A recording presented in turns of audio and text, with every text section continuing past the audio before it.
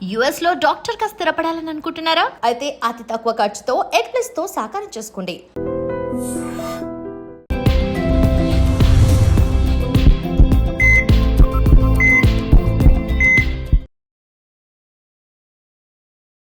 నమస్తే, welcome to healthy conversations with I dream media. నేను మీ Jhansi. So ఈరోజు మనతో ఉన్నారు జనరల్ ఫిజిషియన్ డాక్టర్ లక్ష్మి గారు.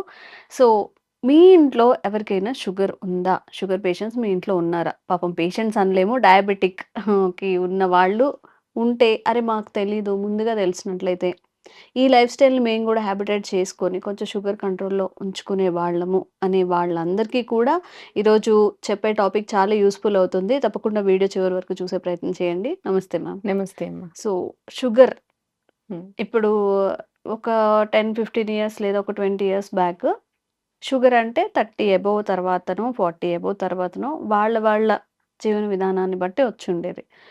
ఇప్పుడు అర్లీ 20స్‌లో కానీ ఈవెన్ వన్ ఆఫ్ మై రిలేటివ్స్‌లో కూడా 22 ఇయర్స్, 21 ఇయర్స్ తనకి కూడా షుగర్ వచ్చింది.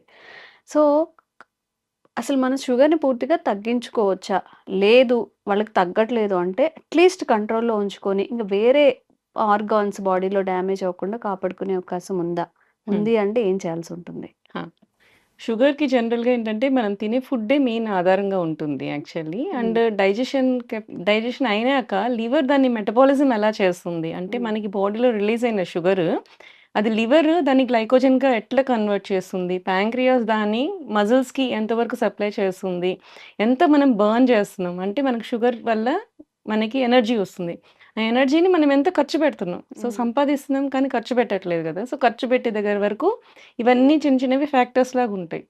సో, ఇక్కడ ఆయుర్వేదిక్‌లో కొన్ని పర్టిక్యులర్ ఫుడ్స్, ఆయిల్స్ ఇలా పర్టిక్యులర్ కొన్ని చెప్పున్నారనమాట. యాస్ పర్ ఆయుర్వేదం మనము ఏమేం చెయ్యొచ్చు వీటిల్ని కంట్రోల్ చేసుకోవడానికి అండ్ ఫర్దర్ మనకి ఏంటంటే లివర్ మీద కూడా ఎక్కువ ప్రెషర్ పడకుండా అంటే ఎక్కువ ఒత్తిడి రానీయకుండా, ఈ ప్యాంక్రియాస్ కూడా దాని సఫిషియంట్ వర్క్ చేసేలాగా అంటే మనకు కొంచెమే ఉన్నా సరే అంటే ఇన్సులిన్ క్వాంటిటీ మనకు కొంచెం తక్కువ రిలీజ్ అవుతున్నా సరే మన బాడీ దాన్ని సెట్ చేసుకునేలాగా అంటే మనం తినే ఫుడ్‌లోనే దానికి ఎక్కువ ప్రెషర్ రానీయకుండా మనం చేసే ఏవైనా విధానాలున్నాయో అవి చూస్తున్నాం మనము. ఓకే. జనరల్‌గా ఫుడ్ ఫస్ట్ వచ్చినప్పుడు బియ్యం ఏం తినాలి? అన్నం ఏం తినాలి? ఇట్లాంటి క్వెషన్స్ ఒస్తాయి డయాబెటిస్‌లో. అవి ఏం తీసుకోవాలని ఆయుర్వేదంలో చెప్పారు. జనరల్‌గా పురాణత్వం, శ్రేష్ఠత్వం అంటారు.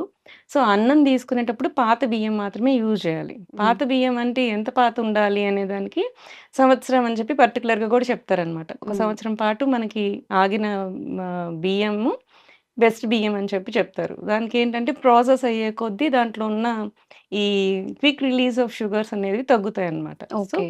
అవి పాత పాత బియ్యం బియ్యం. తీసుకోవాలి. పాత బియ్యం. హ్మ్. ఇంకొకటి సెకండ్, థర్డ్ వచ్చినప్పుడు నెక్స్ట్ ఏం తీసుకోవచ్చు అంటే ఎవలు చెప్తారు. అంటే బార్లీ. హ్మ్. బార్లీని కూడా అన్నం వండుకోనిలాగా తినేవాళ్ళు పాతకాలంలో. అవి ఒకటి చేస్తారు. బట్ వాటిల్లో మన గ్లూటెన్ ఎక్కువుంటుంది అనుకుంటారు కదా! గ్లూటెన్ ఇంటాలరెన్స్ ఉన్న వాళ్ళు మాత్రం కొంచెం అవాయిడ్ చేయొచ్చు. ఓకే. వాళ్ళు పాత బియ్యం యూజ్ చేసుకోవచ్చు. లేని వాళ్ళు దీన్ని ఒక ఫుడ్ తీసుకోవచ్చు. అంటే మనం 3 పూట్ల తినే అన్నంలో హ్మ్. ఒకటి బార్లీ రైస్‌గా తీసుకోవచ్చు. హ్మ్. మూడోది వీట్. ఇవి హ్మ్. 3 మాత్రమే చెప్తారు జనరల్‌గా. వీట్ ఏంటి అంటే మనకి ఎర్ర గోధుమలుంటే చాలా బెస్ట్. ఆ ఎర్ర గోధుమలని కూడా మనకేంటి అంటే అని డీహస్ చేసి దాన్ని యూజ్ చేసుకోవడం బెటర్. దీన్ని హ్మ్. కూడా ఏంటంటే రవ్వలాగా యూజ్ చేసుకొని, హ్మ్. ఆ రవ్వని అన్నంలాగా వండుకోవడం అన్నమాట. ఓహో! So, okay. ఇలా యూజ్ ఆ చేసుకోవడం. పొట్టుతో సహా ఆ! అంటే ఆ! మామూలుగా కొంచెం పాల్. మరీ ఫుల్ పొట్టు కాదు. పైన హ్మ్. ఒక లేయర్ ఆఫ్ పొట్టు తీసేసి, హ్మ్. దాన్ని మనకి వీట్ రవ్వ దొరుకుతది బయట మనకి. ఆ హ్మ్. వీట్ రవ్వ తీసుకొని దాంతో రైస్ చేసుకొని వండుకోవడం. మన గోధుమలుంటాయి కదా! దాన్ని ఒక పాలిష్ చేసుకొని, ఆ ఒక పాలిష్ చేసిన దాన్ని మనకి పౌడర్ లాగా అంటే మనకి వీట్ రవ్వ దొరుకుతది బయట. మనకి బన్సీ రవ్వ అని చెప్పి. హ్మ్. సో, ఆ వీట్ రవ్వని అది రైస్‌గా అన్నంలాగా వండుకొని తినడం ఒక పద్ధతి. హ్మ్. అండ్ మన సైడు మనము ఎక్కువ యూజ్ చేయం గానీ, కేరళ అటు సైడు, తమిళనాడు అటు సైడ్ ఎక్కువ మట్టా రైస్ అని చెప్పి రెడ్ రైస్ ఎక్కువ వాడతారు. హ్మ్. సో, రెడ్ రైస్‌లో కూడా మనకి తక్కువ గ్లూకోజ్ రిలీజింగ్ కెపాసిటీ ఉంటదనమాట. హ్మ్. సో, హ్మ్. ఆ రెడ్ రైస్ కూడా మంచిదనమాట. ఓకే. అంటే ఒకటే టైప్ ఆఫ్ ఫుడ్ కాకుండా ఒకరోజు రైస్, ఒకరోజు ఈ బార్లీ రైస్, ఒకరోజు వీట్ రైస్, ఒక పూట ఒక రైస్ అట్లా చేసుకోవచ్చు. మిల్లెట్స్ కూడా యూజ్ చేసుకోవచ్చు. వీటితో పాటు ఇలా యూజ్ చేసుకోవచ్చు. అంటే మిల్లెట్ మనకు నానబెట్టడం అనేది ఒకటి మెయిన్ ప్రాబ్లమ్ అది. అది నైట్ నానబెట్టలేకపో పెట్టేసుకొని నైట్ మార్నింగ్ నానబెట్టాల్సొస్తది. వండుకోవచ్చు. ఉడుకోవాల్సొస్తది. హ్మ్. ఒకవేళ మనం మిస్ చేసినప్పుడు, సో, హ్మ్. ఇవి మిల్లెట్స్‌ని మనం మిస్ చేసేసాము. హ్మ్. సో, మనకి వెంటనే కావాలి అనుకున్నప్పుడు నెక్స్ట్ ఏంటి ఆల్టర్‌నేట్ ఆప్షన్స్ అన్నప్పుడు వీటిల్ని మనం యూజ్ చేసుకోవచ్చనమాట. Hmm. Red rice and wheat, barley ఈటిలిని కూడా మనం యూజ్ చేసుకోవచ్చు. వీటిని మనకి ఎక్కువ నానబెట్టాల్సిన అవసరం ఉండదు. యూజ్ చేసుకోవచ్చనమాట. ఇవి. నెక్స్ట్ వచ్చినప్పుడు వెజిటబుల్స్ చూద్దాం. ఏం వెజిటబుల్స్ మనకి యాస్ పర్ ఆయుర్వేదంలో బెస్ట్ చెప్పారు అనేది. సో, తిక్త శాకం అని చెప్తారు హ్మ్. జనరల్‌గా. హ్మ్. తిక్త శాకం అంటే చేదుగా ఉన్నవి, కొంచెం చేదుగా ఉన్నవి చాలా బెస్ట్ అని చెప్తారనమాట యాస్ పర్ ఆయుర్వేద. దీంట్లో పటోలా అంటే పొట్లకాయ. మన కాకరకాయ ఒకటే తెలుసు కానీ పొట్లకాయ కూడా చాలా మంచిది. పొట్లకాయ, కాకరకాయ, సొరకాయ, బీరకాయ ఈ టైప్ ఆఫ్ వాటరీ వెజిటబుల్స్‌ని మనము ఎక్కువగా యూజ్ చేస్తే ఫైబర్ అనేది ఉంటుంది, మంచిగా ఉంటుంది. వాటరీ వెజిటబుల్స్ కాబట్టి మనకి హై గ్లైసెమిక్ ఇండెక్స్ అనేది రాదనమాట. సో, ఇవన్నీ కూడా దాంట్లో ఇంట్రొడ్యూస్ చేసుకోవచ్చు. హ్మ్. కూరలుగా యూజ్ చేసుకున్నప్పుడు ఇవి. ఇది కాకుండా ప్రసాతిక అంటారు. అంటే చిక్కుడుగాయ. చిక్కుడుగాయ కూడా ద బెస్ట్ అన్నమాట ఉన్న వాటిలో. ఇది యాస్ హ్మ్. పర్ ఆయుర్వేదంలో చరక చికిత్స స్థానంలో క్లియర్‌గా చెప్తారు. ఓకే. ఇట్లాంటి కూరగాయలని మనకి యూజ్ చేసుకోమని. చిక్కుడుగాయ, చిక్కుడుకాయలు. పొట్లకాయ, హ్మ్. సొరకాయ, బీరకాయ, ఈ కాకరకాయ. హ్మ్. ఈ టైప్ ఆఫ్ ఫుడ్స్ అన్నమాట. ఓకే. అండ్ జనరల్‌గా కొంతమంది నాన్ వెజ్ తింటారు. హ్మ్. నాన్ వెజ్ తినేలాంటి వాళ్ళకి ఎలాంటివి తీసుకోవాలి అని చెప్తే శూలిని మాంసం అని పర్టిక్యులర్‌గా చెప్తారు హ్మ్. ఆయుర్వేదంలో. హ్మ్. శూలిని మాంసం అంటే శూలాలతో గుచ్చి మనం చేసేది. అంటే బార్బిక్యూ టైప్ అన్నమాట. ఓహో! అప్పట్లోనే బార్బిక్యూస్ చెప్పున్నారు. హ్మ్. సో, హ్మ్. దానికేంటి అంటే మనకవి గుచ్చి మనము అది నిప్పుల మీద కాల్చినప్పుడు హ్మ్. దాంట్లో ఏంటంటే అది కుక్ చేసేటప్పుడు కానీ దాంట్లో ఉండే కేలరీస్ కానీ అవన్నీ ట్రాన్స్‌ఫార్మ్ అవుతాయన్నమాట. వెళ్ళిపోతాయి. సో, అవును. తగ్గుతది. హ్మ్. మీకు ఆయిల్ కూడా మనకేంటంటే మనము చికెన్ ఫ్రైస్ అలా చేసుకున్నప్పుడు ఎక్కువ ఆయిల్ పడతది. హ్మ్. బట్ ఇక్కడ మనం బార్బిక్యూ టైప్ ఆఫ్ చేసుకున్నప్పుడు మీకు ఆయిల్ చాలా తక్కువ పడుతుంది. అండ్ ప్రాపర్ కుక్ కూడా అవుతుంది. హ్మ్. లోపల నుంచి మనం చిన్న మంట మీద ఉంటుంది కదా! బొగ్గులు ఎక్కువ హీట్ రాదు. హ్మ్. సో, ఆ చిన్న హీట్ మీద అది ప్రాపర్‌గా కుక్ అయినప్పుడు అది ఈజీగా డైజెస్ట్ అవుతుంది. మీకు ప్రోటీన్ కూడా పర్ఫెక్ట్‌గా అందుతుంది. అండ్ మీకు బాడీ కూడా చాలా బావుంటుందనమాట. దీన్ని కూడా పర్టిక్యులర్‌గా శూలిని మాంసం అని చెప్పి ఆయుర్వేదంలో చరక చికిత్సలో క్లియర్‌గా చెప్పారనమాట. హ్మ్. హ్మ్. ఈ టైప్ ఆఫ్ ఫుడ్స్ తీసుకోవాల్సుంటుంది అని హ్మ్. చెప్పి. హ్మ్. నెక్స్ట్ కూరగాయలు అయిపోయినాయి కదా! నెక్స్ట్ కమ్ టు ఆయిల్స్ అన్నమాట. హ్మ్. ఆయిల్స్‌లో ఏ కైండ్ ఆఫ్ ఆయిల్స్ మనం తీసుకోవాలి? ఓకే. దీంట్లో కూడా పర్టిక్యులర్ 2 ఆయిల్స్ చెప్తారు. హ్మ్. ప్రేమేహం తు అతసి సర్షప తైలం చ హ్మ్. సర్షప తైల యుక్తాని అని చెప్పి. హ్మ్. అతసి తైలం అంటే flax seed oil. Okay. And ఇప్పుడు సర్షప తైలం ఫ్లాక్స్ అంటే సీడ్ ఆయిల్ వంటలకి వాడుకోవచ్చా మ్యామ్? ఫ్లాక్స్ చెప్తాను. ఆ! Flax okay. Seed oil and సర్షప తైలం. హ్మ్. సర్షప తైలం అంటే మనకి ఆవ నూనె. హ్మ్. ఆవాలతో చేసే నూనె. హ్మ్. ఈ ఆవాలతో చేసిన నూనె మనకి డీప్ ఫ్రైకి పనికిరాదు. అసలు ఆయుర్వేదంలో డీప్ ఫ్రైసే ఎక్కువ చెప్పరు. హ్మ్. హ్మ్. సో, మనం ఎప్పుడైనా సరే షాలో ఫ్రైసే ఎవరికైనా సరే డయాబెటిక్ కానీ, ఒబేస్ కానీ వీళ్ళందరికీ పీసీఓఎస్ కానీ ఏవైనా సరే హ్మ్. షాలో ఫ్రై కుకింగ్ అంటే కొంచెం ఆయిల్ ఏసుకొని, తాలింపేసుకొని వంట చేసుకోవడమే మనకి ఎక్కువుంటుంది. ఓకే. సో, వాటికి వెళ్ళినప్పుడు ఆవ నూనె యూజ్ జేయాలి. హ్మ్. ఈ ఫ్లాక్స్ సీడ్ ఆయిల్ ఎప్పుడు యూజ్ జేయాలి? హ్మ్. ఫ్లాక్స్ సీడ్ ఆయిల్‌ని అసలు మనం వేడి చేయడానికి అవ్వదనమాట. హ్మ్. హ్మ్. జస్ట్ ఒక 2 నిమిషాలు ట్యాంపరింగ్ లాగా అంటే రసం, సాంబార్ చేసేసామనుకోండి, హ్మ్. సాంబార్‌కి ముందుగా మనం తాలింపేసి కూరగాయలు వేస్తాం కదా! అలా కాకుండా కూరగాయలవన్నీ బాయిల్ జేసి సాంబార్ పెట్టేసుకొని లాస్ట్‌లో మనకి తాలింపేస్తాం కదా! అప్పుడు అలాంటి వాటికి కొంచెం ఫ్లాక్స్ సీడ్ ఆయిల్ యూజ్ జేసుకోవచ్చు. దానికి కొంచెం ఘాటుంటుంది. హ్మ్. అలా అలా కాకుండా కూడా మనం డైరెక్ట్‌గా కూడా యూజ్ జేసుకోవచ్చు flax seed oil. Okay. Salads తింటుంటారు. ఈ హ్మ్. షుగర్ పేషెంట్స్‌కి జనరల్‌గా ఏంటంటే పొట్ట ఫుల్ అవ్వాలి అంటే ఆలివ్ ఆయిల్ ఏస్తూ ఉంటారు కదా! హ్మ్. ఆలివ్ ఆయిల్ కంటే ఆలివ్ ఆయిల్ బదులు ఈ ఫ్లాక్స్ సీడ్ ఆయిల్ అంటే హ్మ్. అతిసీ తైలాన్ని గాని మనం యూజ్ చేస్తే దాంట్లో యాక్చువల్లీ టీలోమియర్స్ ఉంటాయన్నమాట. హ్మ్. టీలోమియర్ అంటే ఏంటంటే మనకు జీన్స్ ఉంటాయి కదా! జీన్స్‌కి ఎండ్స్‌కి 2 క్యాప్స్ ఉంటాయన్నమాట. హ్మ్. హ్మ్. ఇట్లా క్రాస్ ఎక్స్ షేప్ జీన్స్ ఉంటాయని మనం చూస్తాం కదా! దాని కింద ఉండే క్యాప్స్‌ని టీలోమియర్ అంటారన్నమాట. హ్మ్.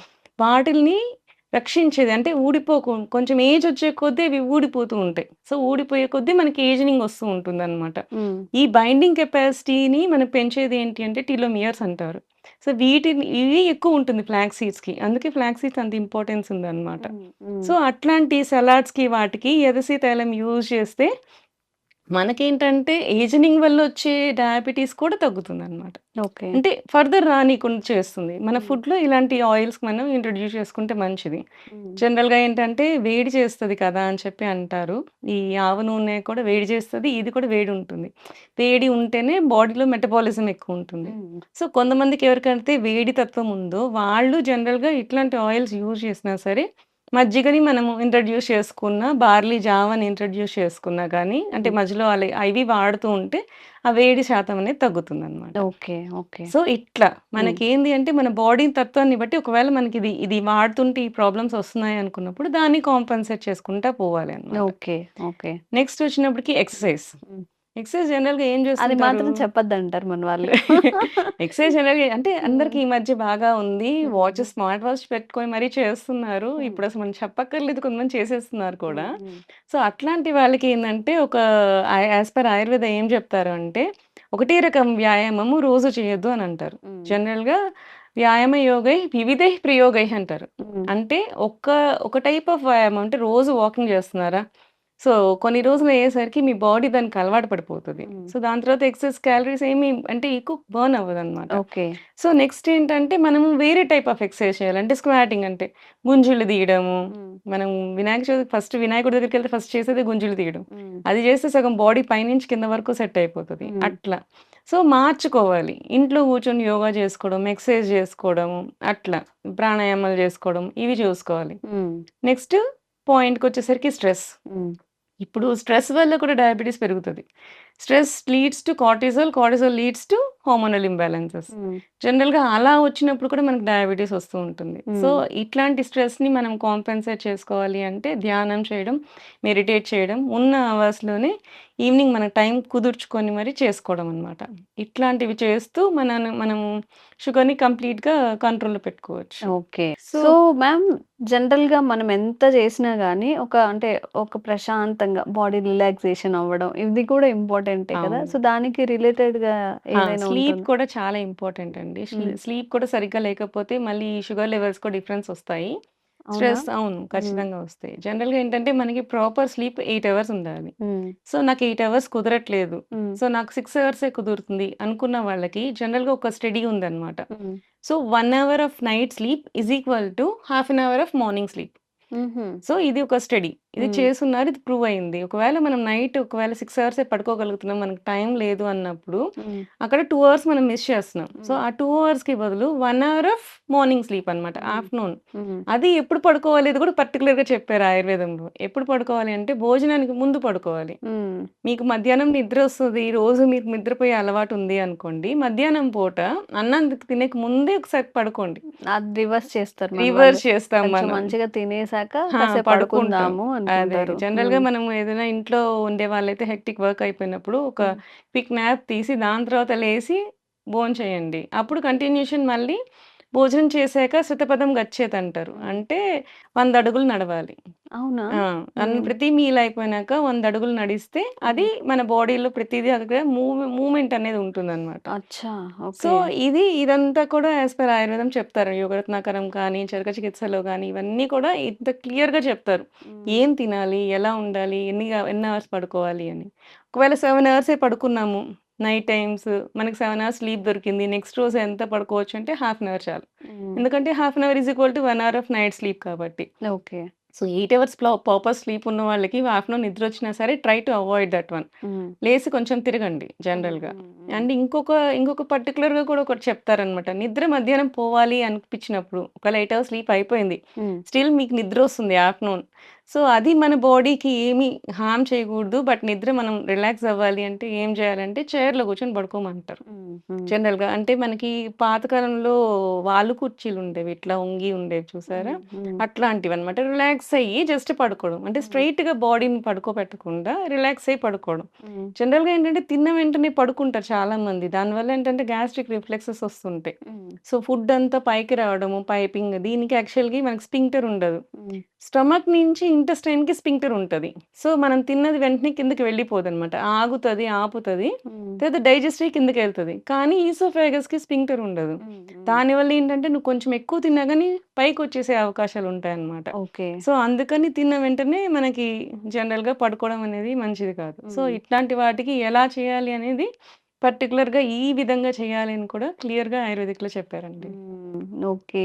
సో, ఇది నాట్ ఓన్లీ ఫర్ షుగర్ కాదు కదా అవును. మేడం. అందరికీ జనరల్‌గా వర్తించేది. అందరికీ అసలు వర్తిస్తుంది. యాహ్! మనం ఎలా తినాలి? హ్మ్. ఏం చెయ్యాలి ఒక అంటే డేలో? ఫుడ్ అనేది మాత్రం హ్మ్. పర్టిక్యులర్ ప్రమేహం గురించి చెప్పానండి. ఇవాళ ఓకే. షుగర్ గురించి షుగర్ ఫుడ్స్ కానీ, ఆయిల్స్ కానీ హ్మ్. ఇది అందరికీ కాదనమాట. ఓకే. ఇది ఓకే. ఓన్లీ షుగర్ పేషెంట్స్‌కి you can add on to హ్మ్. డయాబెటిక్ కాకపోయినా ఒబేసిటీ వాళ్ళకి కూడా కొంచెం హ్మ్. ఇలాంటి ఆయిల్స్, ఇట్లాంటి ఫుడ్స్ మళ్ళీ ఇంట్రొడ్యూస్ చేసుకోవచ్చు. ఓకే. బట్ ఇన్ జనరల్ వాళ్ళకి ఇవన్నీ అంటే ఓన్లీ అంటే మీన్స్ ఎనర్జీ వచ్చే ఫుడ్స్ కాదు. ఎక్కువ ఎనర్జీ రావు కాబట్టి ఇవి అందరికీ కాదు. హ్మ్.